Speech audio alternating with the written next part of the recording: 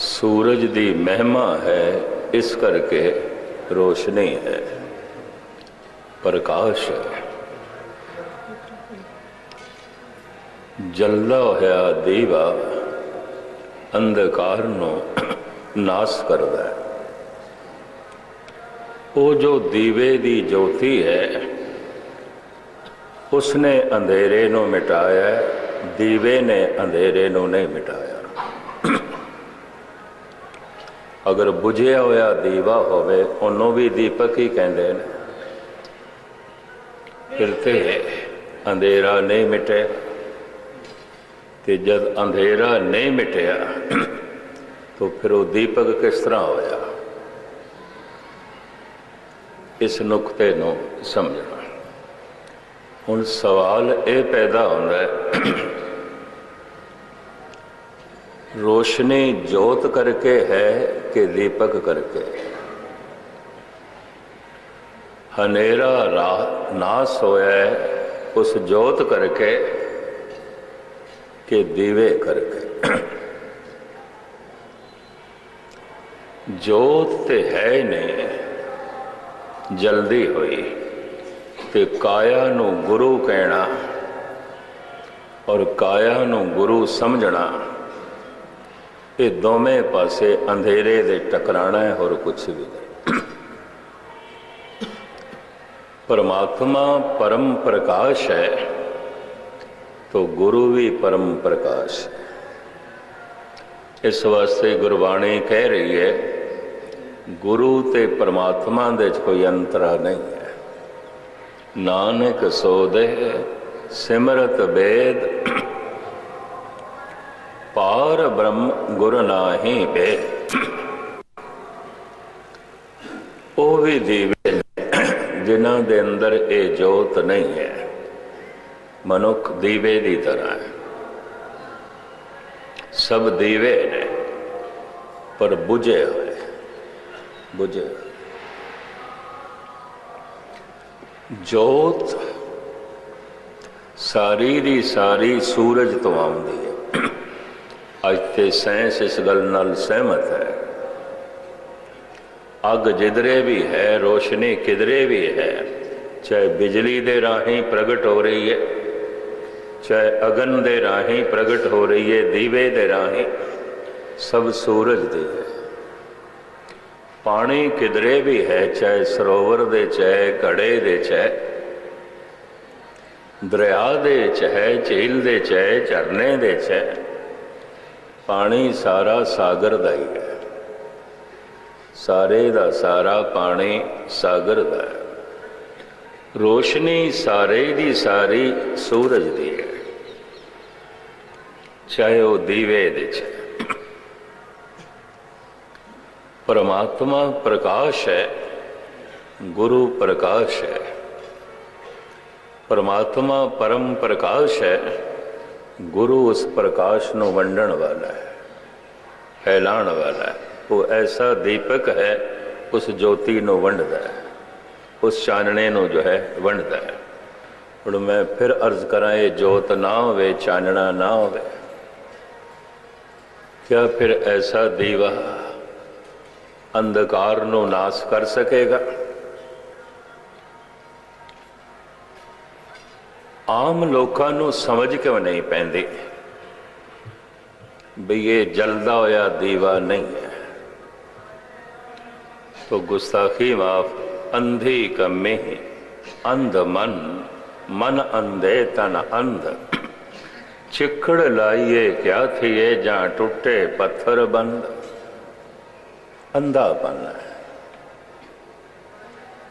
हुण अंधेपन दे किस तरह पता चले दीवा जलदा पिया कि बुझिया है? किस तरह पहचान हो कि दीपक जलिया होया है कि बुझिया होया है? ये बोध किस तरह होवे? तो मैं अर्ज करा, चूंकि चार पदियां दे गुरु दी महिमा है, खास करके सिख जगत दे इस संबंधी बहुत वड्डा भुलेख है। यही कारण है ਕੋਈ ਤੇ ਦੇਹਧਾਰੀਆਂ ਦੇ ਪਿੱਛੇ ਪੈ ਗਿਆ ਬਈ ਇਹੀ ਗੁਰੂ ਨੇ, ਕੁਝ ਕਬਰਾਂ ਦੇ ਪਿੱਛੇ ਪੈ ਗਏ, ਮੜੀਆਂ ਦੇ ਪਿੱਛੇ ਪੈ ਗਏ। ਇਹ ਸਭ ਤੋਂ ਜ਼ਿਆਦਾ ਸਿਲਸਿਲਾ ਪੰਜਾਬ ਦੇ ਵਿੱਚ ਦੇਖਣ ਨੂੰ ਮਿਲਦਾ ਹੈ। ਔਰ ਗਜ਼ਬ ਦੀ ਗੱਲ ਸਿੱਖ ਜਗਤ ਦੇ ऐसा क्यों? ना परमात्मा की समझ ना गुरु की समझ। इसनों मैं इस तरह बयान करता हूँ, नानक सोदे सिमरत वेद, पार ब्रह्म गुरु नाही भेद। कोई भेद नहीं है, पर भेद नहीं है तो फिर नाम दो क्यों ने? एक नूं परमात्मा कहते हैं, एक नूं गुरु कहते हैं, एक नूं ईश्वर कहते हैं, एक नूं गुरु कहते हैं। नाम दो क्यों ने? और इन्हां दो नामां करके वख वख बोध आउंदा है,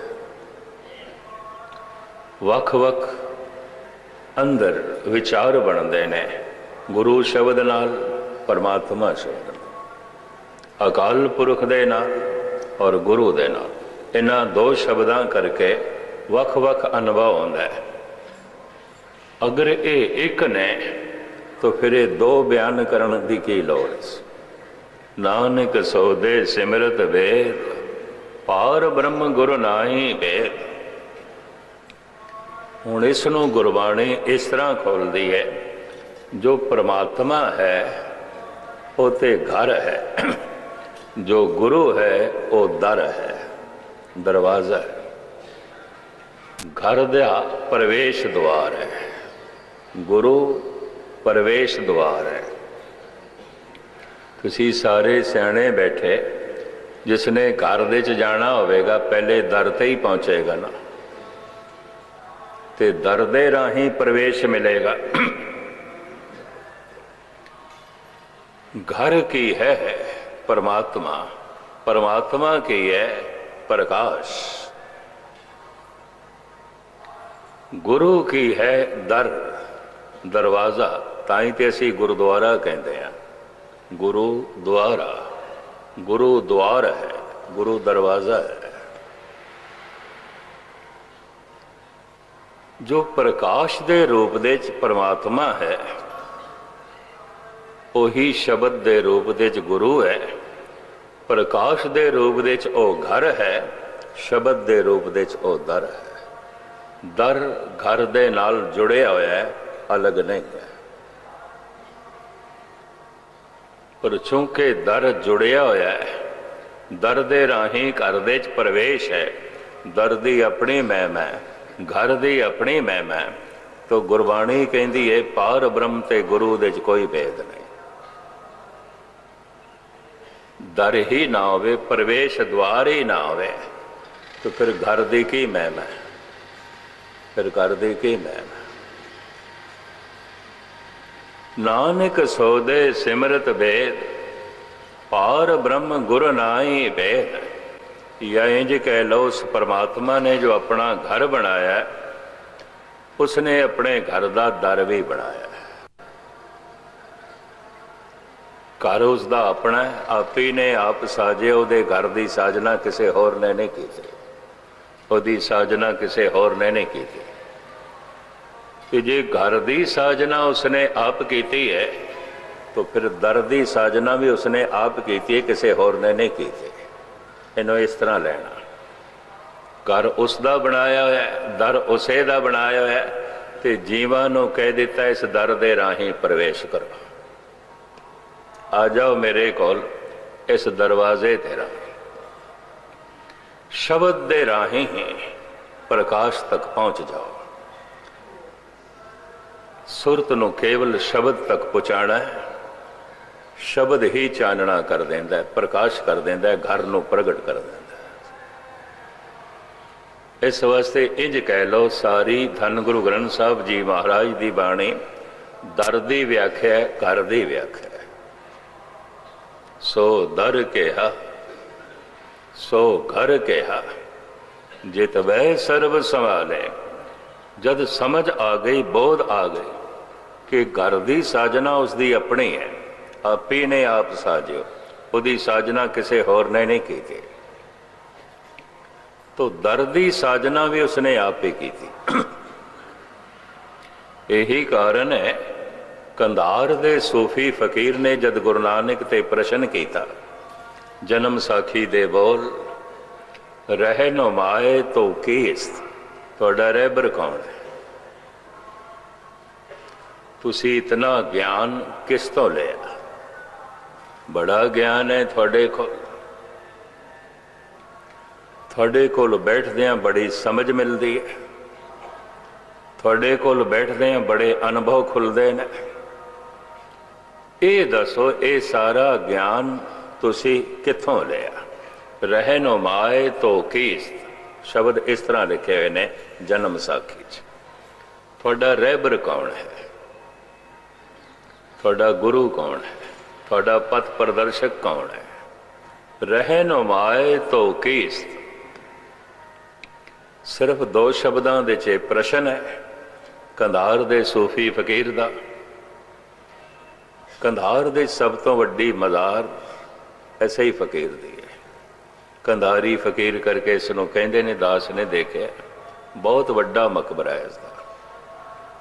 उर्स जद लगता है तो इंज कह लो सारा अफगानिस्तान उत्थे इकट्ठा हो जाता है। गुरु नानक देव जी महाराज दे वक्त ये सूफी संत मौजूद सी। अरब देशों नूं जांदे होया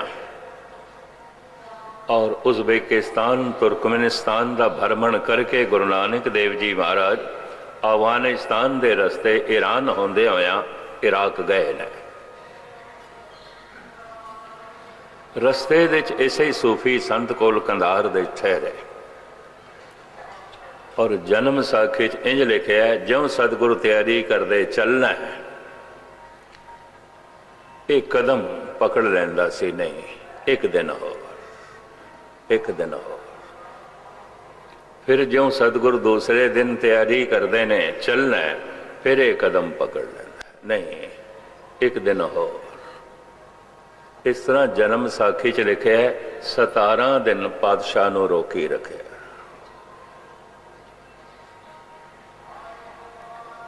18वें दिन उसने आप ही हाथ जोड़ ले, महाराज हुण मेरे वस तो परे दी गल है, मेरा वस चले तो आप हमेशा इत्थे रहो, इत्थे रहो, पर नहीं बदल नूं रोकना एक जगह ठीक नहीं, बरसदा रहे, बरसदा रहे, बरसदा रहे। सजदा कीता है उसने, पूछे उसने ये अखीरला प्रश्न, रोज ते सुनदा है बचन, कुछ पुछदा है, पर अज पुछदा है रहनो माए तो कीस, तुहाडा रहबर कौन है? इतना ज्ञान, इतनियां गुजियां रमजां, इतने भेद तुसी खोल दे। रहनो माए तो कीस, हुण महाराज जवाब देंदे न खुदाए मन। दो अखरां दे चोने प्रश्न कीता है, दो ही शब्दां सतगुरु ने उत्तर दिता है। रहनो माए तो कीस, तुहाडा रहबर कौन? खुदाए मन, मेरा खुदा ही मेरा रहबर है, मेरा खुदा ही मेरा गुरु है और मेरा कोई गुरु नहीं। भगत कबीर कहते कहो कबीर मैं सो गुर पाया। कुछ भी भगत माल च लिखे होवे, कबीर अपनी बाणी जो गुरु का नाम पे 10 दिन में थानू वो सरवण करा रहा। कहो कबीर मैं सो गुर पाया, जाका नाम विवेको। मेरे गुरु का नाम ज्ञान है और मेरा कोई गुरु नहीं है। जिमें सारा चानना सूरज तो आंदा है, भावें दीवे च होवे, सारा ज्ञान परमात्मा च आउंदा है, भावें व्यक्ति च प्रगट होवे, आउंदा परमात्मा तो है। ज्ञान किसी निजी मनुख की जायदाद नहीं है। ज्ञान दे उत्ते मनुख अपने अपनंत की मोहर नहीं ला सकता। ज्ञान सारा परमात्मा तो आउंदा है, ईश्वर तो आउंदा है। रहे न माए तो कीस, खुदाए मन। फिर महाराज अपनी बाणी च भी ऐसा फरमान करते ने, अपरंपर पार ब्रह्म परमेश्वर, नानक गुर मिलिया सोई जियो। ते धन गुरु गोबिंद सिंह जी महाराज दे बचन सरवण करो। आद अंत एक अवतारा, सोई गुरु समझो